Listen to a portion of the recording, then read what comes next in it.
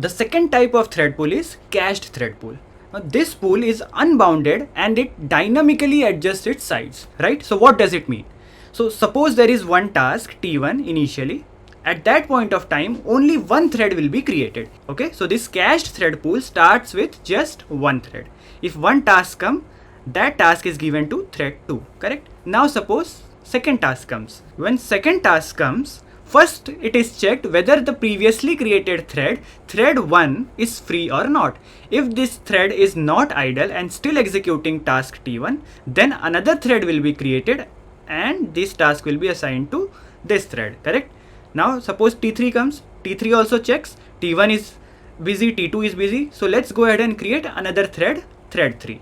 T4 comes, it sees thread 1 is busy, 2 is busy, 3 is busy, and again a new thread is created.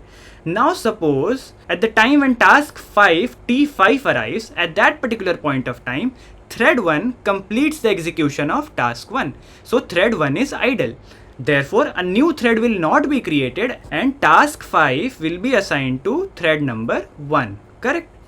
And also one more thing, suppose if task 5 wouldn't have come, thread 1 has executed the execution of T1 and it has been waiting for more than 60 seconds, right? If that is the case, then that particular thread which sits idle for 60 seconds, that thread is killed. Right? So if a thread remains idle for a specified time, which is usually 60 seconds, then those are terminated and removed from the pool.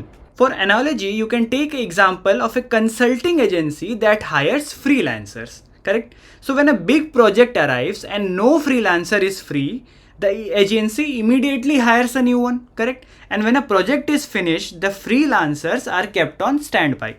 And if the freelancer sits idle for over a day or 2 days, then they are let go or terminated to save the cost that company occurs, right? So the pool size constantly grows and shrinks based on the immediate demand of the task that we have, correct?